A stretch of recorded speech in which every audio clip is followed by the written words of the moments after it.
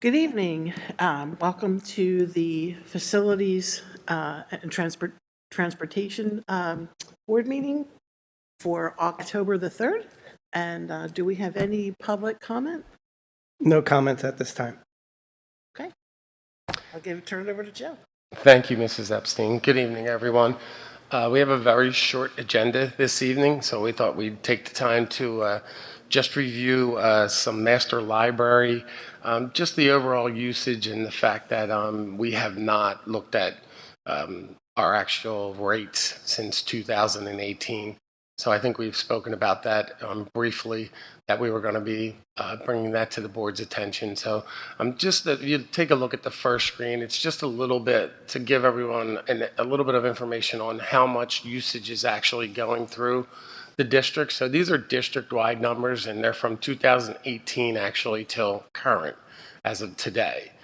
So you can see the requests that we're actually taking in. The total requests taken in are 38,555. There's 941 pending items in Master Library. Pending items can be because we don't let anyone schedule any further out than 3 months, so that you cannot get on the calendar and continue to just block up space for a prolonged period of time, because then no one else can request that space. And approved requests are 30,517. So the graph below actually just shows you the request in the gray are at the bottom from last year, and then the request for this year. And you can see, obviously, the requests are up, and I think that's just another sign of things going back to normal, that requests have increased for this year. So there's quite a bit of usage. On an average, there's about 15 events throughout the district every day. And again, consuming, that about 4.5 year span there's roughly around 147,296 hours of usage. So this is just another chart that kind of shows you. I'd like to start on the right because, as long as I've been here at Colonial, I know it's been very important to the board and the community. That community usage was always first in our schools, and we'll get to classifications and how we get to that. But basically, on the right, if you look at what is shaded in what I'll say looks like an orange-brown at 60%, is what we call Class 1, and 34% is Class 0. Class 0 is our functions that are happening in the school, that we're getting them to put in Master Library. Again, we're doing something different. We put our work order system is now connected to Master Library, so technology has changed us over from the big web desk to Master Library. And what that does is if you were to put in a request for the auditorium and you were to request air conditioning, it automatically generates a request for air conditioning on that date as a work order. So it also gives us a follow-up so that we can be a little more thorough and make sure we can carry out all the requests for every event. So, but if you look at the two numbers, it's about 94%, because the 60% Class 1 is at least 80% community involvement, and 34% being the district stuff. So it's about 94% that is heavily community used in our buildings. Do you have a question? So you are still looking at the actual makeup of groups that request use of our facilities? Yes. And so the whole community, large percentage, whatever, what is the percentage that we're requiring to fit into Class 1? 80%. 80%, okay. 80% involvement. So that's still being looked at in all?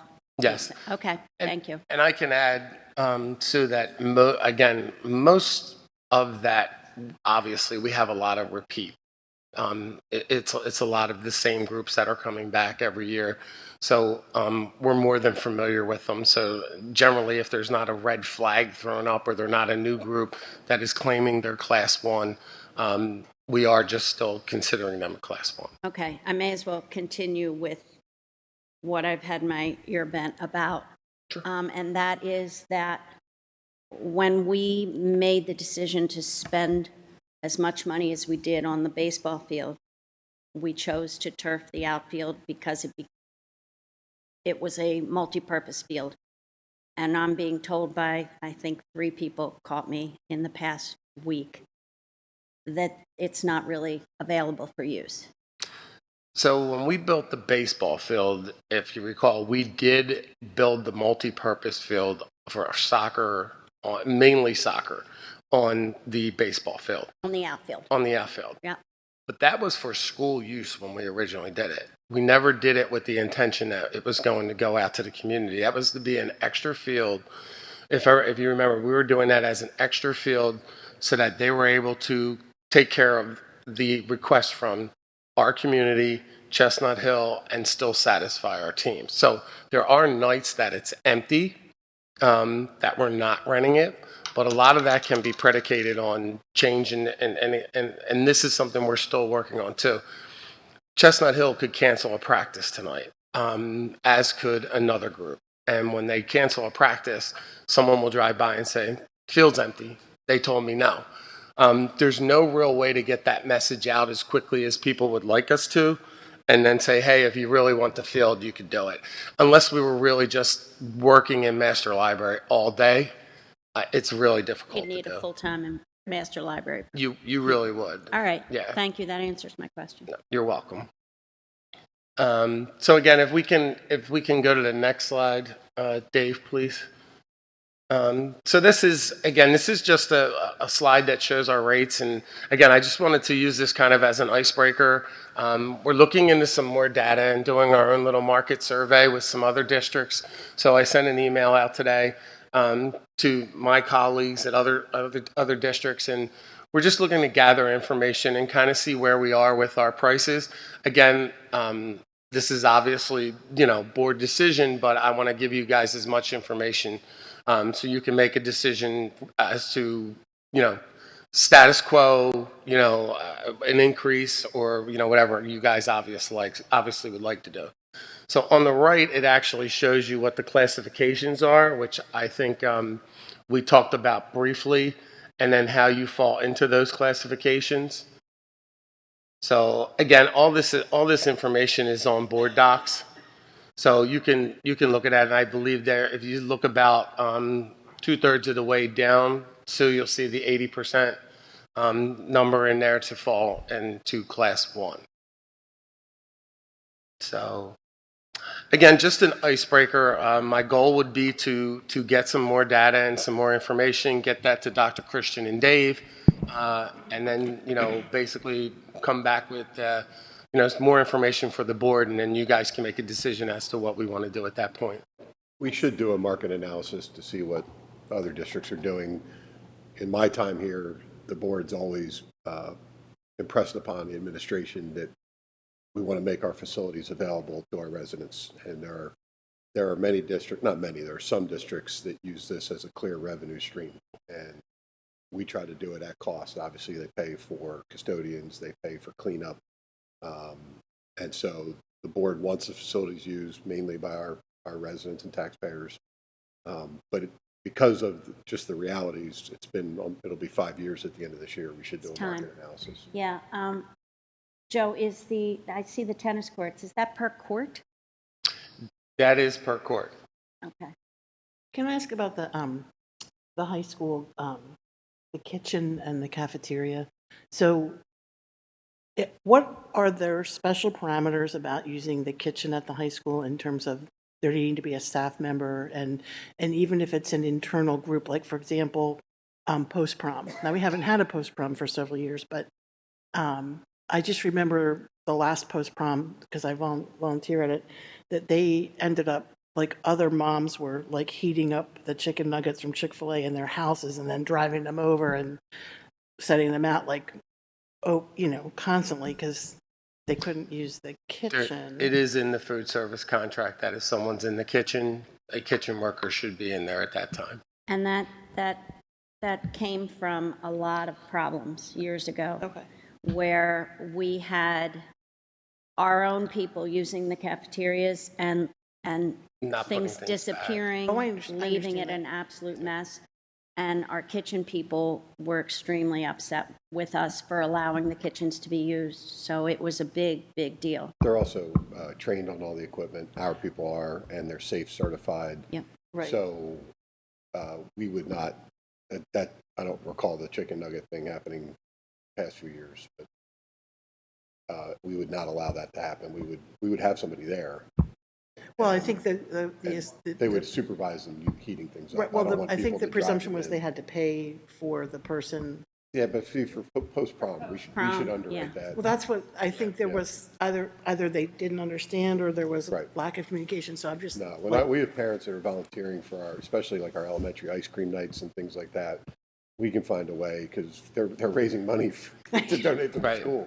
So if we build them, then we're taking the money that they're giving to us anyway Exactly. and So, creating a hardship. So it's more for, we don't get many requests though to use like cafeteria, anything like that from We outside. don't, and if we do, believe it or not, it's from a lot of outside groups, and that throws more caution that's different. to us. Yeah. that, Food groups that come in and bring food and therefore they have to pay for the cleanup. We don't get a ton of requests. And We- people like the cafeteria space because it's Yeah, I was going to say, not so Dr. much Christian. because it's cafeteria, just because you can spread out.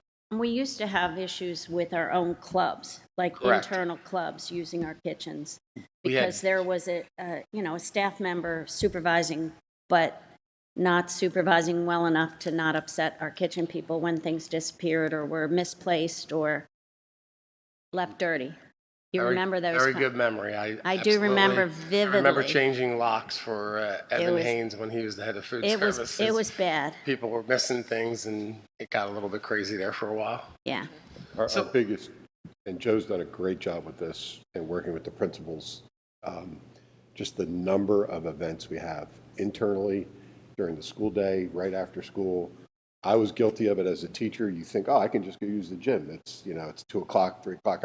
Somebody may have it rented, and we're just impressing upon the principals and all the assistants to the principals. Get your information in master library, even if it's during the school day, because it's not uncommon for a couple teachers to want to use the LGI or to use. Wow. So, and it's best for us to track as far as the usage and the wear and tear. So we're actually, all the outside stuff is in there. And I think most of the buildings are up to speed on Yeah, getting everything. we've made really, Dr. Christian's been very Also, helpful. like if you're having a special event, you invited parents in, we want to make sure heat's on or air's on, it's clean, Master library is neat because it runs, everybody sees it, and Joe has trained his whole staff to check. Like that's the first thing they check. What if when the second shift comes in, what's going on tonight? And sometimes people forget to enter master library, and then they're like, "Whip! Oh, come on! I get to use it. I work here." Well, no, somebody else rented it. So Yeah, there's actually, when you walk in the FMC, when you walk in, you'll see Mrs. McCarthy up front. To her left or to your right, if you're walking in, is also we got a monitor from technology that runs the day's events on that screen all day long. So for us, even in the office, we're always looking to see, hey, what do we got tonight? What's going on? And to Dr. Christian's point, it's embarrassing whether you have a parent or someone come in and they go to a conference room and there's food left over from an event, but we may not have known that room was even being used. So it's double booking and just trying to avoid the embarrassment of, hey, does anyone clean this room? Those type of things. So, but it's worked out well, and we're definitely in the right direction. So, And Joe, we certainly haven't, at least at the board level, gotten the complaints about double booking that we used to get since you've instituted master library. So thank you for all the hard work on yeah, that. again, thank you, but that is 100% a lot of team effort, and that's Dr. Thank you. Christian's buy-in, Dave, we have a lot of people working to make sure that happens. All the principals. So yeah, thank you. for the record, I know nothing about how to use master library. I know I wanted it, and I know I didn't want to run it. So when you go to use the gym sometime, it's booked, right? I called Joe. I just wanted to say that those numbers that you put up there with how many requests we've had and all are really impressive, knowing that if they're from 2018 till now, that there was at least a year and a half that we didn't use anything. So, Right. I mean, that's pretty impressive. Yeah. There are districts, surrounding districts that don't let anybody use anything, which makes it easy on everybody and maintains the facilities really well. But the board's always felt that's not fair to our our community and taxpayers. Right. But it's a lot of work. 100%. There's days where you can log in Master Library and not get out of Master Library, just with requests and things. So, but again, I just wanted to use that as an icebreaker. And again, I will come back with more information to Dr. Christian and Dave, and then we can share that with the board possibly at next month's meeting. But we can start to look at the process of those numbers and what the board, if anything, would like to do with them. Okay. Joe, sorry, I had a question. I had a parent actually ask me this morning about this. The students using the field, students and community members using the fields when they're not in use, even if they've been red flagged, etc. I believe his son said it's not red flagged for me because I am not on that email list. And there is some, but so theoretically there could be a staff member who just says like, "Hey guys, you have to get off the field," or "Hey guys," like as far I know there's a slight issue with people using it for private events or like private training and things that are not submitting insurance and booking it through Master Library. But as far as like the community use and the field use, we encourage that as long as it's not there. And if someone shows up, tell them to go. Yeah, and I mean, if you guys remember, we recently approved a full-time 2 to 10 security person and an increase to Gene Kelly's salary, where we're going to work on, putting that in place and make some other improvements to the signage that's out there, working with Drew's department on a QR code that would actually take you to Master Library, to put it on a sign. So I've been working with Tim and RJ and getting different information for that signage that we want to upgrade and probably add a few more signs. And then we can start to police it a little bit better too. Are there still physically red flags on the fields, or did you do away with those? Gene will put them up. You'll see red flags. I mean, they're in a PVC pipe with a red still flag there? on it. Yeah. Okay. Yeah, but to your point, yeah, there's people that will always, try and get on the field. And again, that was a whole separate problem that makes complete sense when you think about it. It would damage the fields. And then when, the students went to play on the fields, that was the problem. So. Like ATVs? Yes, like an ATV. So that was actually my only item on for facilities, but I believe, Dave, you have a transportation update? I do. We asked Christopher Brown to be here tonight, but he's home ill, so he was able to put a report together. We're going to start putting these actually on board docs so that if people need to access these to see where we're at with transportation, it'll be available to them.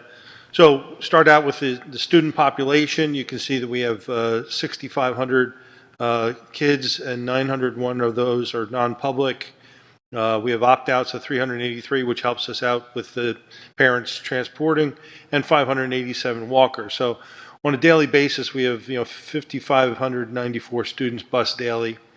We are currently at 73 bus routes, which is down 13 from just pre-pandemic, and that's due to the driver shortage that we have, and that's the bottom line of what's been happening the first month of the school year. We do have 15 bus runs for that the MCIU handles for our students with special needs and early intervention students.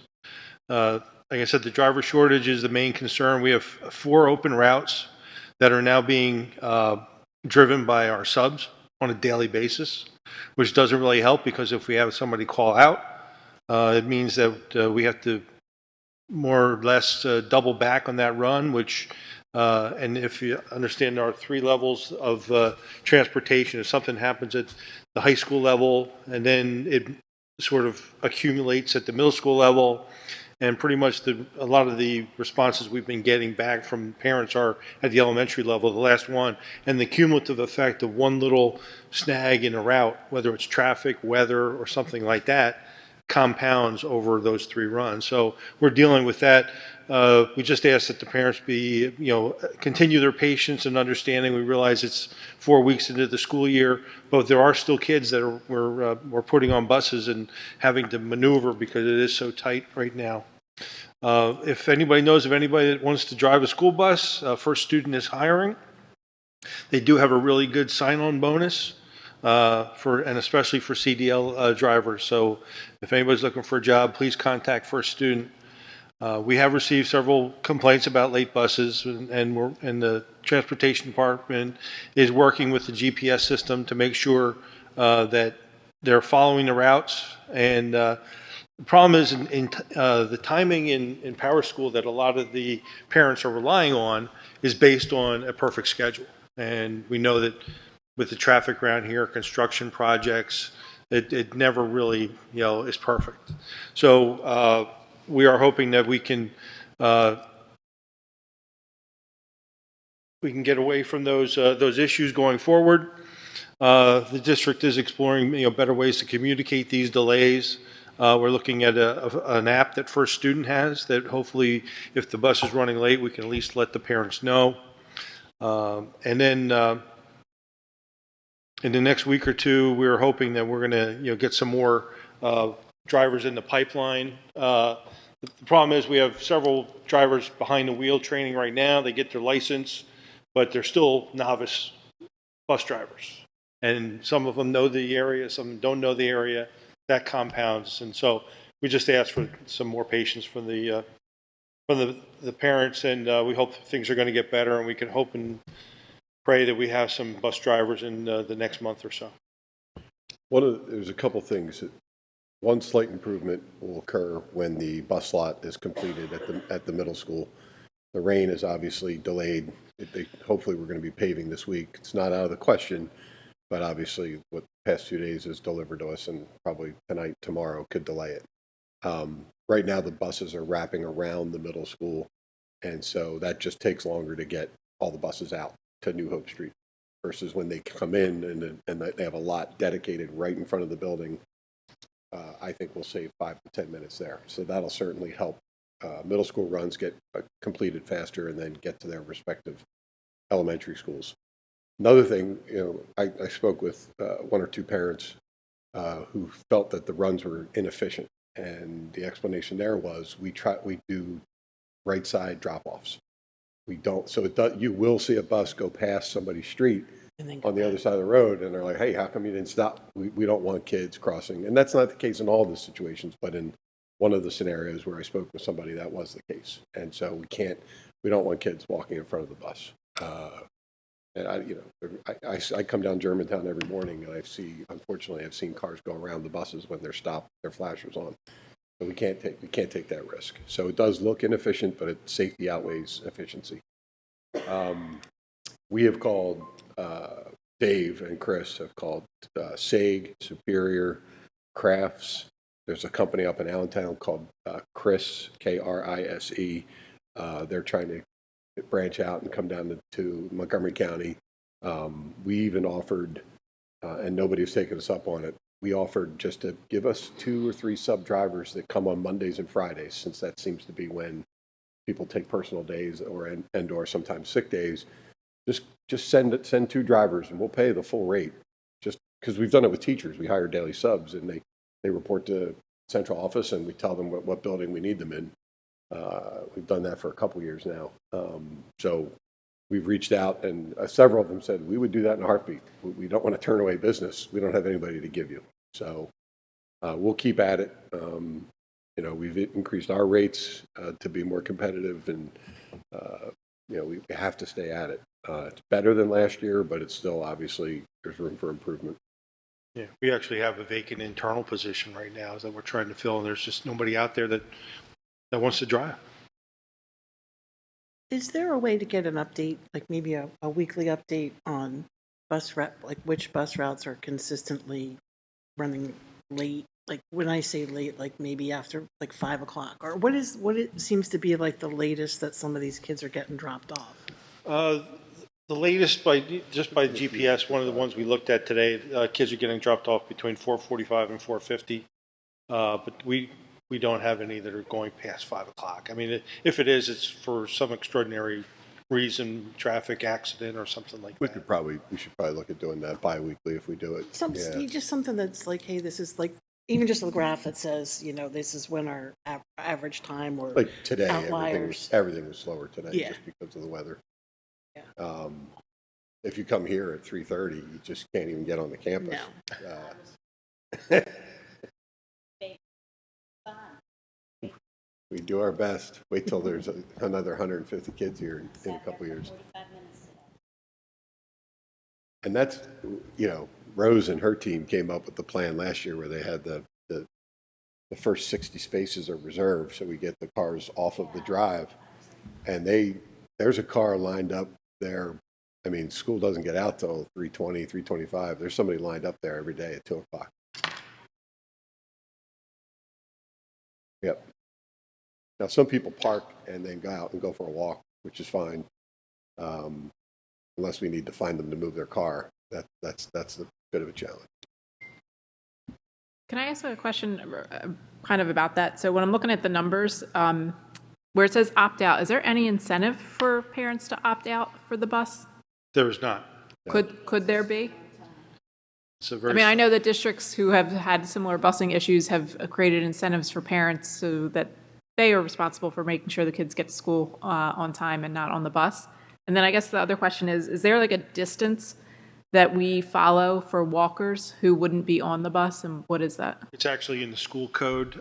Secondary can walk up to 2 miles. Elementary, it's 1.5 miles. A mile and a half. So we only have 587 students out of all of them who are, I guess I'm just not understanding why the walkers number is so low. You Well, have to have sidewalks the whole way? Yeah, it's by mileage, but there are dangerous, like we're not going to have a kid walk across Ridge Pike or, Right. or My- Germantown. My kids had a bus from my house to the school behind my house, literally in my backyard, because there were no sidewalks. Now, they never took the bus. Right. Yeah, I can see the sidewalk issue, and I understand Germantown and Ridge, I totally get all Crossing that. major Butler, roads. I understand all that. Like, are there areas that we could be more intentional about crossing guards and security or support staff in terms of increasing possibilities that way? I mean, for me, for schools that are within what I'll say a smaller community per se, to only have 587 walkers to me is a little surprising. But I mean, obviously safety comes first. Yeah. Just certainly throwing that we can idea out there, and then the opt-out. I don't know if there's a way to incentivize, but I know that some other districts have done that to decrease the number of students on the bus and make it a little easier. So, sorry, to follow up on that, the 587 walkers, that is they only walk, they don't have a bus route. So, for example, my son last year who biked to CES, he would have, because he had the option of taking the bus, he would count as a rider, not a walker, correct? I have one more follow-up that's really kind of for you, Joe, but at Plymouth Elementary, now that the sidewalk's complete, are we still, what are you going to? Trees? What's going to happen? Trees? What? No, where the guard is moving. Oh, with Now that the sidewalk's Oh, finished. okay, I'm sorry. So you're talking about off of Plymouth Road? On Plymouth Road? Yes. So, yeah, the concrete's completed. I know that Tim made the police department aware of that the sidewalk was completed, and now we're just waiting for them to actually start and move this. They're going to move the crossing guard up. Except, so what I'm driving through there as often as I do, Right. people coming in and out of the office park fly in and out of the office park, and Right. those kids from Sussex Square's apartment are going to have to cross the office park. Right. So I thought of that. I'm like, okay, the guard moves up now, but what about those kids trying to cross that On the driveway? same side of the road. On the I opposite mean, side? yeah, but they're crossing the driveway. Yes. They're not crossing the street down there. No, they're crossing that driveway, which is, you've done it. It's like this, and then people really kind of make it a speedway, and So we can buses come in and out of there, tractor trailers come in and out of there. we can So I just provide wanna- suggestions to the police Okay. of what we're concerned about, and we'll talk to Tim, and we'll gladly do that. And it may be something they're already thinking about that I'm not aware of, but the plan to actually move the security guard, the crossing guard, and where it goes and how they would do it is actually the police's plan. I know, yeah, I get Yeah, that. so- I just want to Yeah, make no, sure I our understand. I kids just are wanted to safe. make sure, I apologize. I want to make sure everyone else knew that it's not, the district is You not know where like I'm talking about? Dr. Christian can make that plan. Yeah, but that office park Right. drive in and out just scares me when you're talking kindergarten through third graders. walking up there alone. It's a little frightening. Maybe they can put those speed hump things like, It's not a public road. Yeah, it's actually the entrance to that hole, and then it's an exit. And unfortunately, some people use it as a cut through to get back to Gallagher Road and go back the back way there. So I don't know who would do that, but at least I go slowly. so yeah, I will All right. I will look into that. I just want to make sure that And I these will- little kids are safe. If they were Yeah. high school kids, I figure it's not a problem, but, all Understand. We'll definitely look into it. right, thanks, Joe. You're welcome. I know we've heard a couple things about teams getting charter buses to and from games, and I appreciate the district's doing everything possible to exhaust every opportunity to make sure that we don't have to cancel games or reschedule things. We've had parents drive places, but are we doing anything just to communicate that, like, this team doesn't have a charter bus because they're super valuable? They have charter bus because the charter bus company said, yes, we can make that run, and that there's not a priority list for who gets charter buses versus it's just that's who was available for that run that we needed someone for. Cause I feel like it's an optics thing more than it's a intentional thing, but that we're communicating that to the parents. We can, that's a good idea, we can do that. Although definitely we like the intimidation factor when the field hockey team showed up on their, and we do our best to get as good a deal as possible, so. But I'll talk to RJ and Sean about that. can I ask two questions? One is, can you ask again from White Marsh if they have an update for that traffic light at Flowertown and Colonial Drive, or unless you have one already, but I know it's not scheduled, I just don't know. Like, I don't. I can tell you that when Dr. Christian and Tim and I met with the police chiefs, that we did bring up the traffic signal at that meeting, and Chief Ward just said, unfortunately, it's part of the the PennDOT process and PennDOT road, and they're going through all the normal red tape to get the light up. So it's not anything to do with funding or the projects. Yeah, they're just so. But I'll ask for another update. But there's a contact name or phone number that we could give to the parents that are wanting that light at PennDOT. I'm sure they could. Yeah, I'm happy to check on it. No, I think that's a great point. Like, how do we advocate for that? Like, how do we tap into our legislators and, community folks to up that? I mean, we shouldn't have to wait for that. Right. Yeah, I mean, again, I'll talk to Chief Ward again tomorrow and find out. The light is approved. It's the process that that everybody. So it's not an approval thing that the light's not coming. I know, we've done projects here where I think sometimes we've been very fortunate where code enforcement has reviewed our drawings several times within 1 month, but you'd be surprised to find out that they have 60 days before they have to do this. And if they find something wrong, they send it back for another 60 days. And there can be a lot of red tape with drawings and approvals. So, but I'll see what I can find out and I'll report back to Dr. Christian. That'd be great. And then the other question is, we had spoken a little while ago about having cameras on the buses that could catch the video of the cars that pass them when their lights are flashing red. Do you remember that conversation?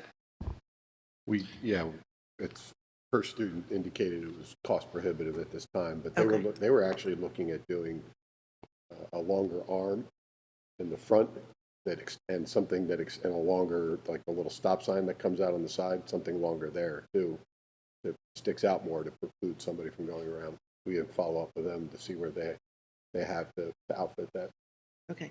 And then one last question in response to that is, I know you guys get lists of when grants become available for certain things. If there's something that comes up that those cameras might be applicable, to apply for? We've been successful with several grants, and we have added cameras to our properties Right, but I mean, on district to do things like that. So For the buses. for the buses. but yeah, you if mean there's- for the buses? Yeah, So, I don't know if our student looks out for those grants, but if we happen to see any that, might, Our way, yeah. yeah. We'll help write it. that would be great. That really would be. The heck, they're on our property over there, Yeah. the district's property. Okay. That's it? Yes. That's the, if there's no more questions, that is the last item on the agenda. All right. Is there any public comment, Drew? None at this time. Any of you guys have any board comment? No? Okay. Well, thanks, and this meeting is adjourned. Thank you. Thank you.